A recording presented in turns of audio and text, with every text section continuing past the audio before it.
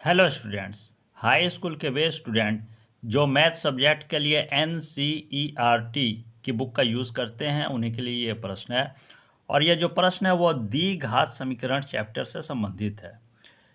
इस प्रश्न में क्या पूछा गया है तो मैं क्लियर कर दे रहा हूँ। इस प्रश्न में पूछा गया है कि k का मान ज्ञात कीजिए। एक द्विघात समीकरण दिया हुआ है प्रश्न में और इसके माध्यम से हमें k का मान ज्ञात करना है। तो यहाँ स्पष्ट रूप से दिख रहा है कि द्विघात समीकरण के शुरुआत में ही, यहाँ पर शुरुआती दौर में ही यहाँ k स्पष्ट रूप से क्या है, दिखाई दे रहा है और इसी का हमें मान ज्ञात करना है। अब एक इसमें कंडीशन लागू है। इस प्रश्न में क्या है, एक कंडीशन लागू कर दिया गया है, वह यह है कि द्विघात समीकरण के अंतर्गत ये जो है ना, इसमें यह क्लियर किया गया है कि अगर इसके मूल समान हो या बराबर है तो इस स्थिति में k का मान हमें ज्ञात करना है। तो एक कंडीशन दिया हुआ है। यहाँ ज़्यादातर प्रश्न में तो 100 मान करके पूछता है, लेकिन कभी कभी 100 मान शब्द की जगह बराबर शब्द का भी उपयोग कर देता है, इसलिए मैंने दोनों को एक साथ ही लिख दिया है। अब क्या है, इस प्रश्न में सबसे पहले तो यह लिख देंगे, कुछ बेसिक बातें होती हैं जिसको हम सबसे पहले लिख देंगे। क्या लिखेंगे कि दी गई समीकरण की तुलना व्यापक या मानक द्विघात समीकरण से करने पर, यहाँ हम डिटेल में इसको लिखेंगे। सबसे पहले लिखेंगे दी गई समीकरण की तुलना, यहाँ से लिख देंगे दी गई समीकरण की तुलना, समीकरण की तुलना, दी गई समीकरण की तुलना। अब हमें किससे करना है, व्यापक या मानक, व्यापक या मानक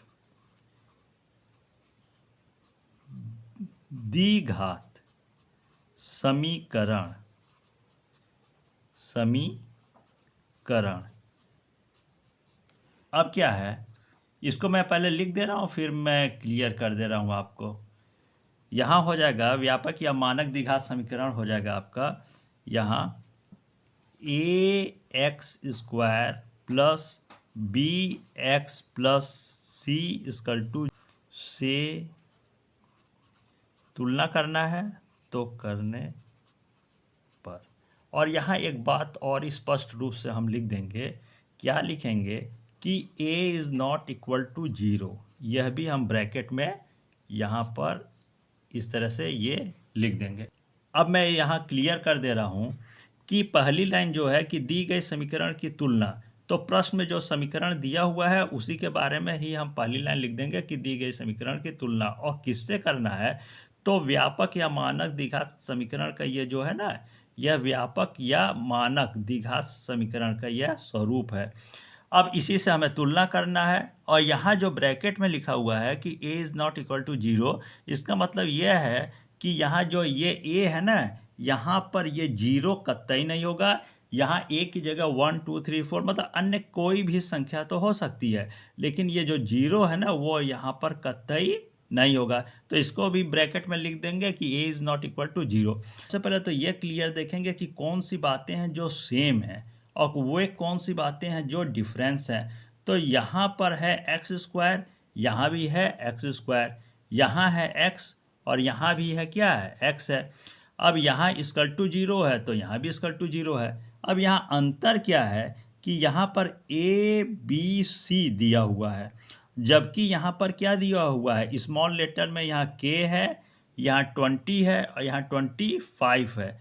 तो जाहिर है कि इस a का जो है मान वह है यहाँ स्मॉल लेटर में k, इस b का जो है मान है वह है ये 20 और ये जो c है ना इसका मान है यहाँ 25। तो इसी को a b c इन तीनों मानों को हम क्रम से एक सीध में लिख देंगे। यहाँ हो जाएगा हमारा, तो सबसे पहले हम लिख देंगे a के मान को, तो यहाँ हो जाएगा a इक्वल टू, अब ये जो a का मान है वो है स्मॉल k में है तो यहाँ लिख देंगे ए इक्वल टू स्मॉल के। अब इसके बाद है कॉमा लगा देंगे, इसके बाद b का मान है तो b इक्वल टू हो जाएगा। यहाँ b का मान क्वेश्चन में है 20, तो b इक्वल टू लिख देंगे यहाँ पर 20, फिर कॉमा कर देंगे। इसके बाद c का मान हो जाएगा, तो यहाँ c का मान जो है वो है यहाँ पर 25 सबसे लास्ट में, तो यहाँ हो जाएगा हमारा 25। अब ये जो हमारा a का मान आया है, a इक्वल टू स्मॉल के, b इक्वल टू 20 और c इक्वल टू 25, इन तीनों मानों को हम क्या करेंगे, विविक्तकर के सूत्र में समायोजित कर देंगे। लेकिन क्या है कि ए बी सी इन तीनों मानों को हम क्या करेंगे कि विविक्तकर के सूत्र में समायोजित कर देंगे। लेकिन यहाँ पर एक, जब मैंने पहले ही स्पष्ट किया है कि एक कंडीशन यहाँ लागू है कि मूल समान या बराबर हैं, तो थोड़ा सा विविक्तकर का सूत्र तो लगेगा ही, लेकिन उसमें कुछ एक्स्ट्रा भी क्या होगा, जुड़ जाएगा। तो पहले तो स्पष्ट रूप से लिख देंगे और प्रश्न के ही मैटर को लिख देंगे, प्रश्न के मैटर को ही यहाँ लिख देंगे। और ये जो प्रश्न का मैटर है ना कि मूल समान या बराबर है, तो इसका उल्लेख कर देंगे, यहाँ डिटेल में लिख देंगे। क्या लिख देंगे कि सबसे पहले लिख देंगे मूल समान या बराबर हैं, यहाँ लिख देंगे मूल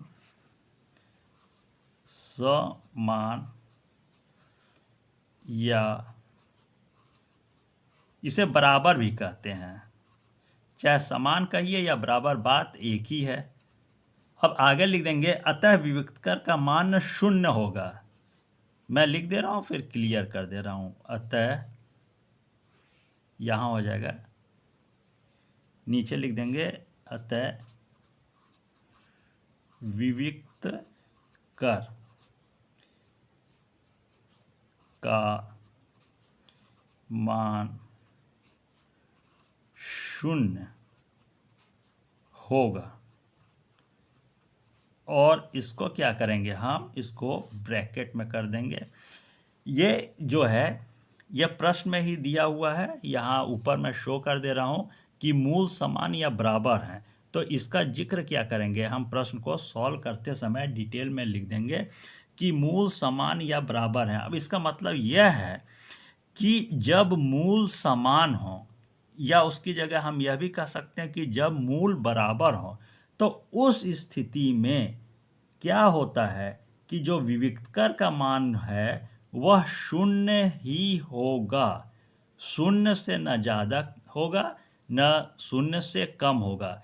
विविक्तकर का मान सदैव 0 होगा, मतलब विविक्तकर का मान सदैव क्या होगा, 0 होगा। किस स्थिति में, जब मूल क्या हो, समान हो, या इसे हम कह सकते हैं कि जब मूल बराबर हो। तो इस बात को हम ब्रैकेट में लिख देंगे और आगे थोड़ा सा विविक्तकर के सूत्र में थोड़ा सा प्लस हो जाएगा। और क्या प्लस होगा, तो यहाँ पहले मैं लिख दे रहा हूँ फिर क्लियर कर दे रहा हूँ। तो सबसे पहले लिख देंगे विविक्तकर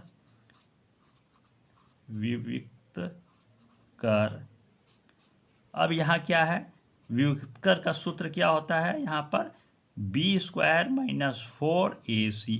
अब यहाँ पर यह कह रहा है कि विविक्तकर का मान 0 है, तो यहाँ थोड़ा सा प्लस कर देंगे, इक्वल टू करके सावधानी से हम बस लिख देंगे 0। बस यही करना है एक्स्ट्रा।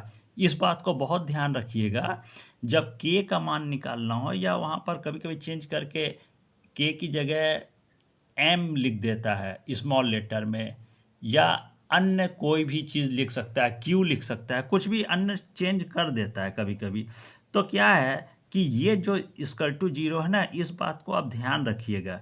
यही मेन जो क्वेश्चन का प्रोसेस है, यही थोड़ा सा प्लस है। तो इसको आप बहुत ही ध्यान से स्मरण रखिएगा कि इक्वल टू हमें 0 करना ही है, तभी हम k के मान को क्या करेंगे, स्पष्ट रूप से सही निकालेंगे। अब जाहिर है कि विविक्तकर का सूत्र b² - 4ac है, तो यहाँ पर हम इन सभी मानों को रख देंगे। अब हमारा क्या है, सबसे पहले इक्वल टू के नीचे इक्वल टू लगा देंगे। उसके बाद यहाँ b है, तो यहाँ b का मान क्या है, 20 है, तो सबसे पहले हो जाएगा 20 का होल स्क्वायर। इसके बाद माइनस है, माइनस फिर 4 है, 4 a का मान इंटू करके लिख देंगे। a का मान है हमारा क्या है, यहाँ पर k है, स्मॉल k है, तो k लिख देंगे फिर इंटू कर देंगे। अब यहाँ c है तो c का मान यहाँ सबसे लास्ट में है 25, तो यहाँ हो जाएगा हमारा 25।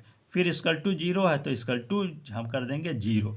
अब क्या है यहाँ पर, इसको थोड़ा सा सावधानी पूर्वक बस इसी को आगे हमें सॉल्व करना है, क्योंकि प्रश्न का जो है वो मेन प्रोसेस यही है। अगर यहाँ पर हमने सावधानी से सही से सॉल्व कर लिया तो प्रश्न हमारा क्या है 100% सही सही सॉल्व हो जाएगा। अब यहाँ 20 दो बार है, 20 का स्क्वायर है तो 20 का हमारा दो बार है, तो 20 में 20 का गुणा कर देंगे तो क्या आ जाएगा 400। 20 में 20 का सावधानीपूर्वक गुणा करेंगे तो जाहिर है 2 जीरो बढ़ जाएगा और 2 दूना 4 हो जाएगा, तो 400 हो गया। फिर माइनस है, माइनस लग जाएगा। अब यहाँ क्या है 25 चौको क्या हो गया 100, 100, और यहाँ साथ में के है तो यहाँ के को करेंगे प्लस, फिर इक्वल टू 0 है तो इक्वल टू करके हम 0 लिख देंगे। अब इसको क्या करेंगे कि इसको कर देंगे 400 को इस तरह पक्षांतर कर देंगे, तो यहाँ पर है हमारा -100 के, तो माइनस हो जाएगा और 100 यहाँ के हो जाएगा इक्वल टू। अब इसको जब पक्षांतर करेंगे इक्वल टू के इस तरफ लाएंगे तो ये माइनस में हो जाएगा, माइनस हो जाएगा हमारा 400। इसके बाद क्या है कि यहाँ भी माइनस है, यहाँ भी माइनस है, तो माइनस माइनस क्या हो जाएगा दोनों जगह हो जाएगा प्लस, तो यहाँ हमारा आ जाएगा 100 के इक्वल टू 400, ये हो जाएगा। इसके बाद के का मान क्या होगा आसानी से निकल जाएगा, तो यहाँ के इक्वल टू हो जाएगा, यहाँ पर के इक्वल टू हो जाएगा 400/100, ये पक्षांतर होकर नीचे आ जाएगा। अब जाहिर है 100 से 400 आसानी से कट जाएगा, तो हमारा के इक्वल टू क्या आ जाएगा 4 आ जाएगा। अब ये जो के है वो हमें निकालना था, क्या है के का मान प्रश्न में पूछा गया था कि के का मान ज्ञात कीजिए, तो के का मान हमारा आया है 4। अब इसको हम आंसर में यहाँ पर लिख देंगे, यहाँ पर हो जाएगा हमारा आंसर। आंसर में हम डिटेल लिख देंगे, साफ साफ क्या लिख देंगे, अतः के का मान, अतः के का मान, और हमारा के का मान क्या आया है के इक्वल टू 4, तो यहाँ कर देंगे इक्वल टू 4।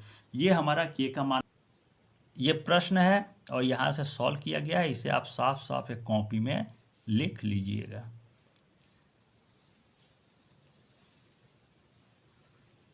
ये है, और फिर हमारा के का मान। मैं ऑनलाइन क्लास को क्लोज करता हूँ। धन्यवाद।